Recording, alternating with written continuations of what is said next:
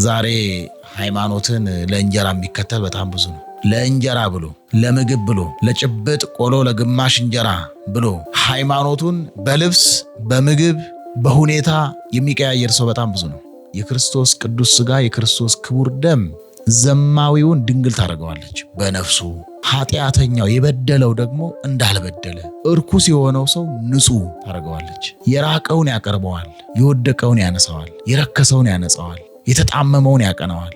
የሰጣችሁ ሙሴ እንዳይመስላችሁ። ሙሴ አይደለም የሰጣችሁ፣ የባህሪ አባቴ በመልክ የምመስለው በባህሪ የምተካከለው የባህሪ አባቴ አብ ነው የሰጣችሁ እንጂ ሙሴ አልሰጣችሁ ማለት። በስመ አብ ወወልድ ወመንፈስ ቅዱስ አሃዱ አምላክ አሜን።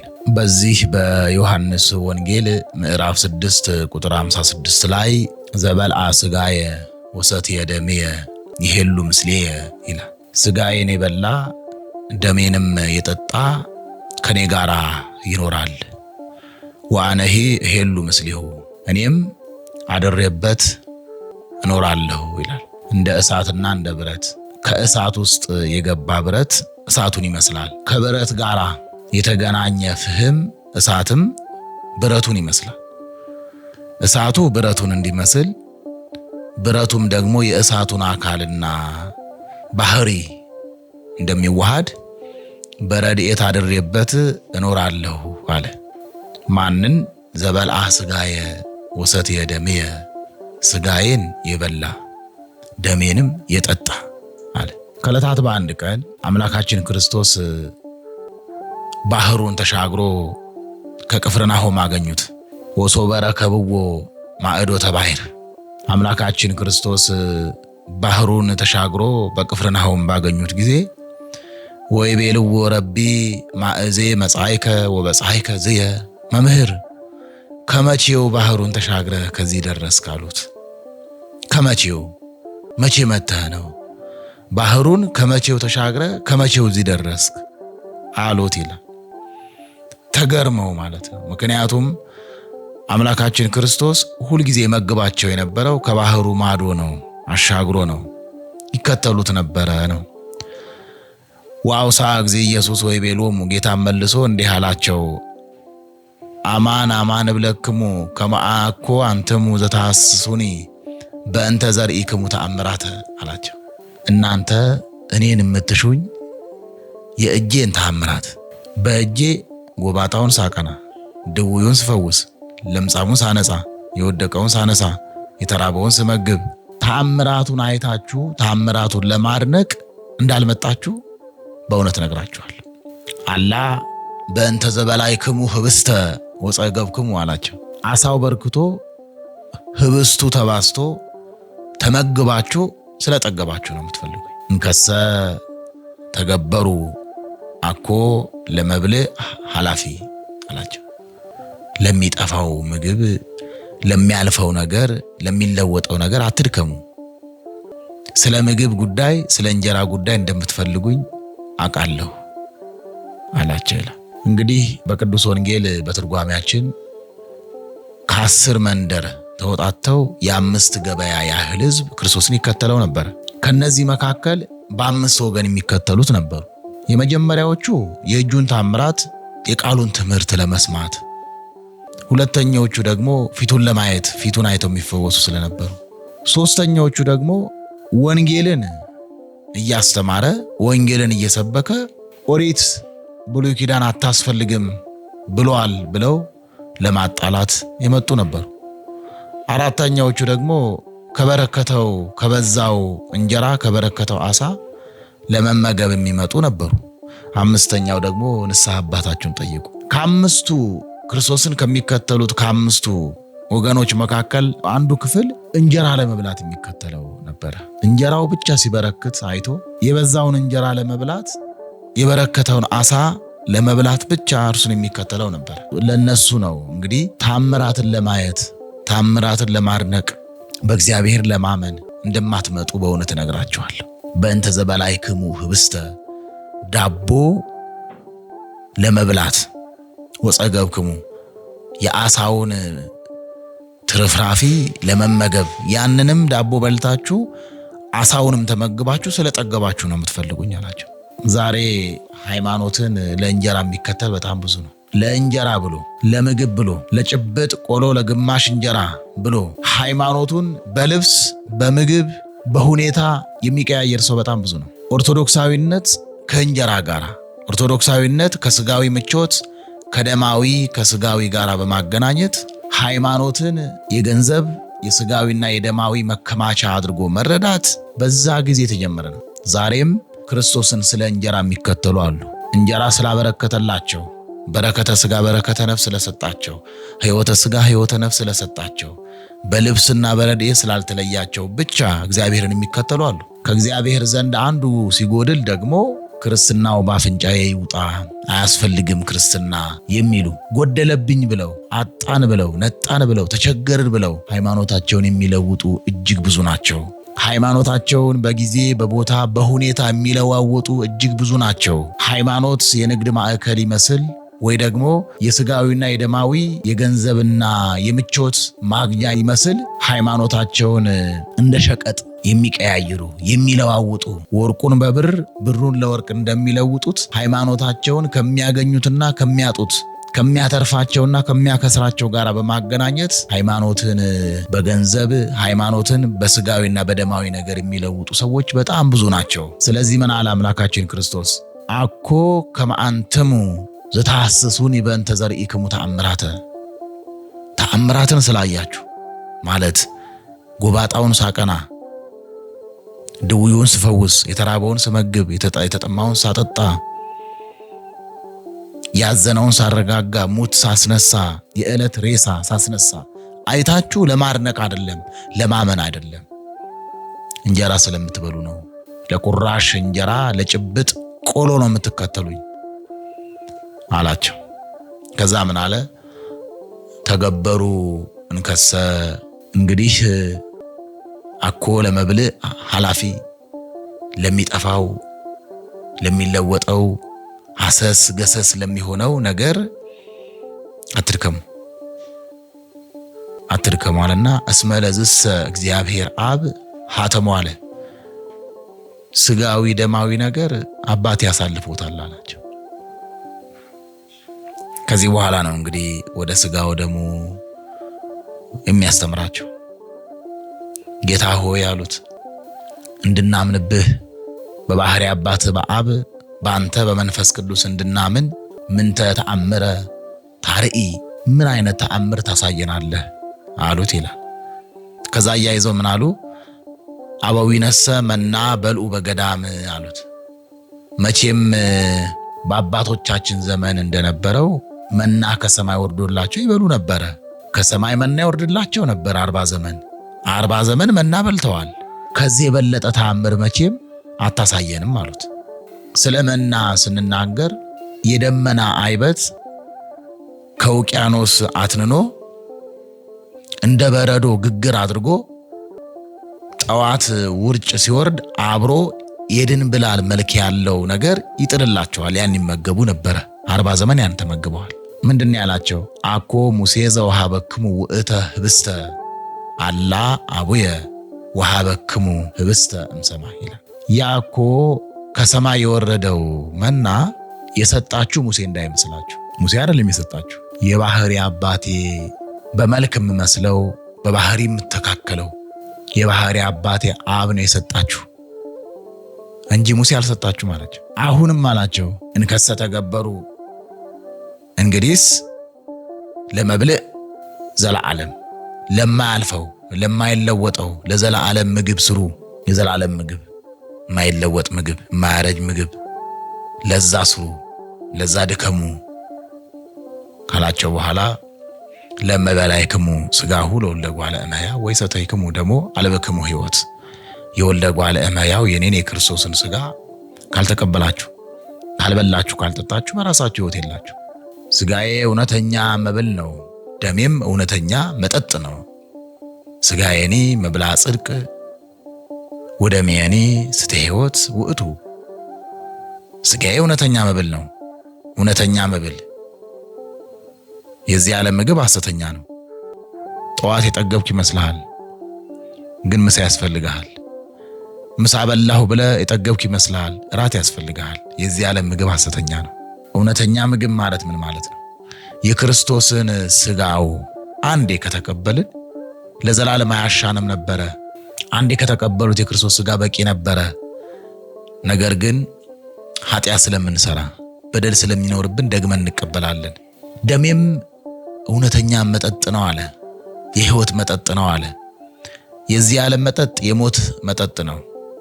ሰው አልኮል ያለውን መጠጥ ቢጠጣ፣ ስር ምሶ ቅጠል በጥሶ ፍራፍሬ በጥብጦ ቢጠጣ የሰው ልጅ ይሰክራል። ከስካርም በላይ ሊሞት ይችላል። የዚህ ዓለም መጠጥ የሞት መነሻ፣ የሞት መዳረሻ ናቸው። የክርስቶስ ደሙ ግን የሕይወት መገኛ ነው። የሕይወት መሰረት ነው። ነፍስንም ስጋንም ይቀድሳል። ሕይወተ ስጋን ሕይወተ ነፍስን ያድላል። በረከተ ስጋ በረከተ ነፍስን ያድላል። በምድር ላይ ስጋዊ በረከት፣ በሰማይ ላይ ዘላለማዊ ሕይወትን ይሰጣል።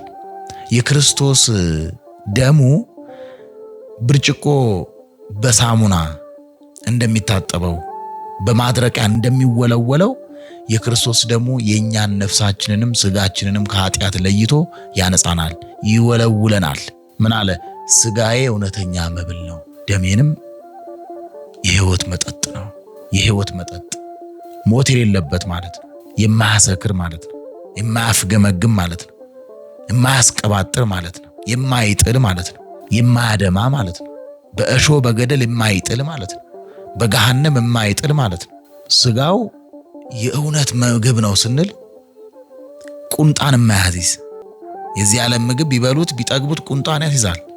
ቢራቡ ቀጠና እንደሚባለው ቁንጣን የማያስይዝ ደዌ የማያመጣ በሽታ የማያመጣ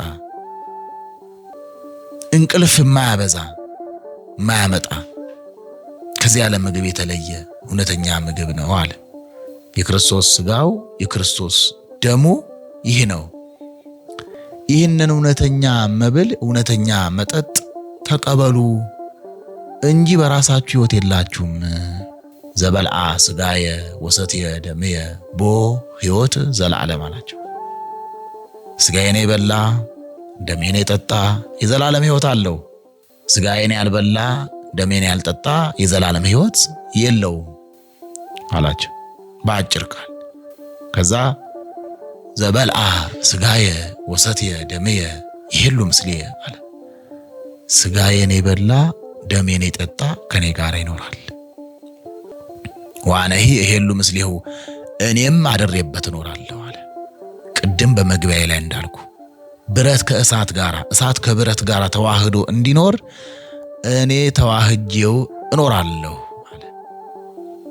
ከክርስቶስ ጋር ለመኖር እኛ ከክርስቶስ ጋር ለመኖር እርሱ አምላካችን ክርስቶስ ከኛ ጋር በፍቅር ተዋህዶ እንዲኖር የክርስቶስ ቅዱስ ሥጋ የክርስቶስ ክቡር ደም መቀበል ያስፈልጋል። የክርስቶስ ቅዱስ ሥጋ የክርስቶስ ክቡር ደም ዘማዊውን ድንግል ታደርገዋለች በነፍሱ። ኃጢአተኛው የበደለው ደግሞ እንዳልበደለ እርኩስ የሆነው ሰው ንጹሕ ታደርገዋለች። የራቀውን ያቀርበዋል፣ የወደቀውን ያነሳዋል፣ የረከሰውን ያነጻዋል፣ የተጣመመውን ያቀነዋል። ከእግዚአብሔር የራቀውን ወደ እግዚአብሔር ያቀርበዋል። እግዚአብሔር ያላደረበትን እግዚአብሔር በረድኤት እንዲያድርበት ያደርጋል። የክርስቶስ ቅዱስ ሥጋው ክቡር ደሙ በዚህ ዓለም መብል መጠጥ የደከሙ በኃጢአት የተፍገመገሙ የዚህ ዓለም ሕይወት የሰለቻቸው የኑሮን የሕይወትን ጣዕም ያጡ መግባታቸው መውጣታቸው ሁሉ የሞት ድማሚት የሆነባቸው ሰዎች የክርስቶስ ቅዱስ ሥጋ የክርስቶስ ክቡር ደም መሰረታቸው ነው፣ ትምክታቸው ነው፣ አለኝታቸው ነው፣ ተስፋቸው ነው ማለት ነው። ለ5500 ዘመን የተዘጋውን የገነትን ደጃፍ የከፈተው የክርስቶስ ደም ነው። አንድ ታሪክ ልነግርህ እችላለሁ። ጥጦስ የሚባል ወንበዴ ነበረ። ሰውን ሁሉ ከዋለበት የማያሳድር ካደረበት የማያውል ወንበዴ፣ ሌባ፣ ጨካኝ ጥጦስ የሚባል ሌባ ነበረ፣ ወንበዴ ነበረ። ሁልጊዜ ይተረካል ታሪኩ። ከጌታችን ከመድኃኒታችን ከኢየሱስ ክርስቶስ በቀኝ በኩል የተሰቀለው ማለት ነው። ዳክርስ 7 ተአምራት ሲደረጉ አላመነም። በግራ የተሰቀለው ዳክርስ።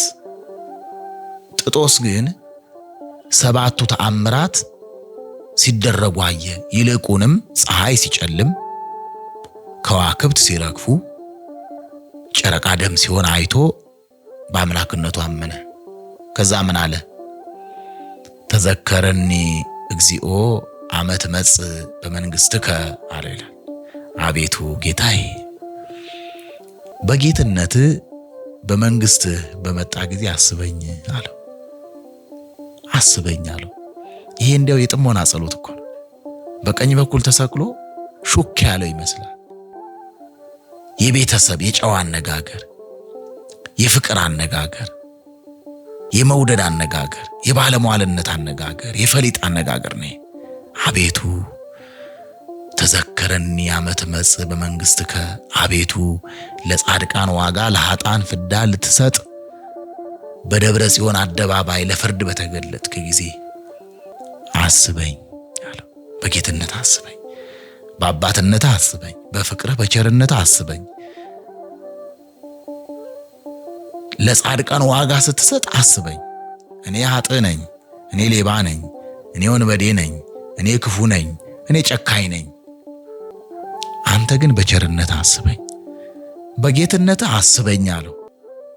አየህ፣ የለመኑትን የማይነሳ የነገሩትን የማይረሳ አምላካችን ክርስቶስ ምን አለው? ዮም ትሄሉ ምስሌ ውስተ ገነት አለው። እስከ ዕለተ ምጽአት ለምን ትጠብቃለህ? እስከ ዕለተ ምጽአት ለምን ትቆያለህ? ዛሬ በገነት ከኔ ጋር ትኖራለህ አለው። እስከ ዕለተ ምጽአት መቆየት አያስፈልግም። ቆይታ አላስፈልገውም። ልመናው የእውነት ልመና ስለሆነ የክርስቶስን ምላሽ ለማግኘት የሚያስቆይ ልመና የለም። አንዳንዴ የሚቆይ ልመና አለ። የዘመን ርዝማኔ የሚያስፈልገው ጸሎት አለ። ተጸልየን የማንደመጠው ጸሎት አለ። አስቀድሰን ሰግደን ተማጽነን የማይመለስ በዘመናት ርዝማኔ የሚመለስ ጸሎት አለ።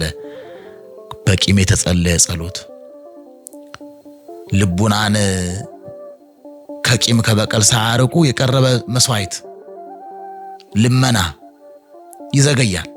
ብዙ ሰዎች ይጸልያሉ አይደል? አቤቱ ጸሎቴን ስማኝ፣ ልመናዬን አድምጠኝ፣ መቼ ነው ማሰማኝ ይላል ሰው። ጸሎቱ ተደማጭነት የሚያገኘው ጸሎቱ ቶሎ የሚሰማው በልቡናው ቂም በቀል የሌለበት ሰው ነው። ጸሎቱ ለጻድቅ እምአፍ እስከ እዝን አለ ሊቁ። የደግ ሰው ጸሎቱ አለ የደግ ሰው ጸሎቱ የመልካም ሰው ጸሎቱ ልቡ ከክፋት ከቂም የራቀ ሰው ጸሎቱ አለ ከአፍ እስከ ጆሮ ነው አለ።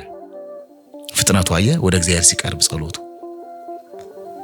የጥጦስ ጸሎት በእውነተኛ ልብ በቅንነት በየዋህነት በንጽህና በቅድስና ሆነው ለሚጸልዩ ሰዎች ልመናቸው ምልክት ነው። እግዚአብሔር ቶሎ ሰማኝ የሚሉ ሰዎች አሉ። ልቦናቸው ቅን ስለሆነ፣ ልቦናቸው ከቂም ከበቀል የራቀ ስለሆነ፣ በንጽህና በቅድስና ያቀረቡት የጸለዩት ጸሎት ያቀረቡት መስዋዕት ስለሆነ እግዚአብሔር ቶሎ ሰማቸው። ጥጦስ በመንግስት አስበኝ ስትመጣ ነው ያለው በዳግም ምጽአት። ክርስቶስ ግን ምን አለው?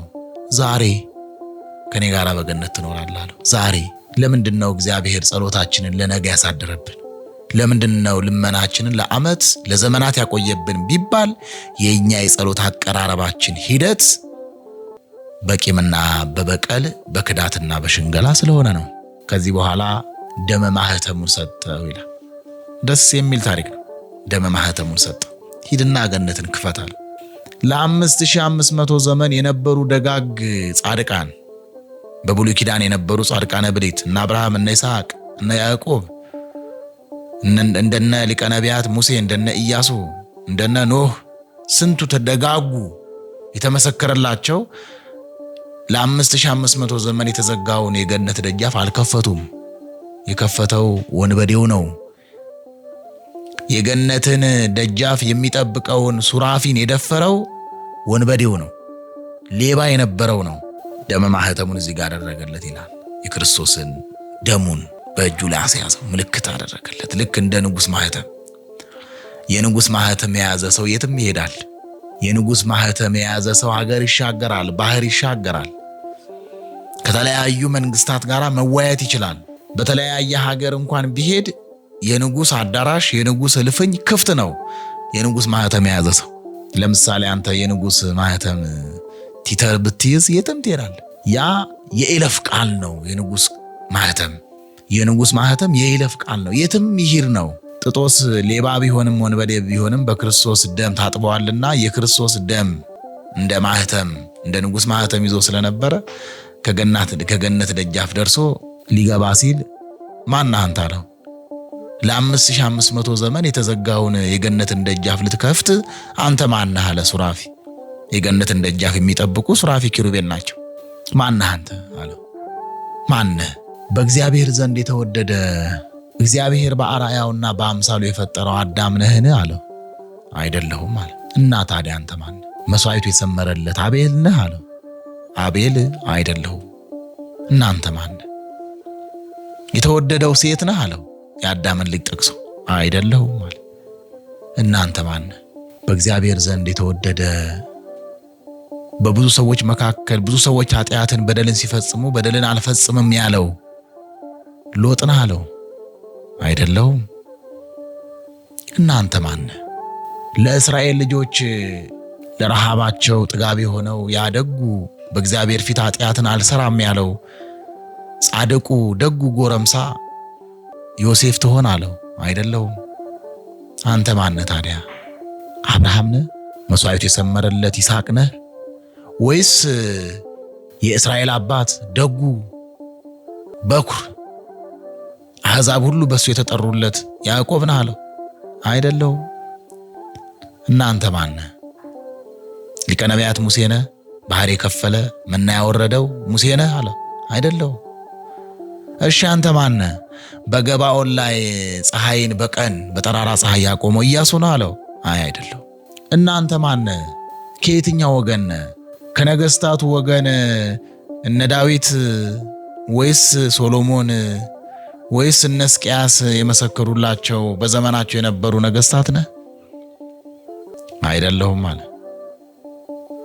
አይ በቃ አንተማ በቃ የሐዋርያት አለቃ ጌታ የሚወደው ጴጥሮስ ትሆናለህ አለው። አይደለሁም አለ።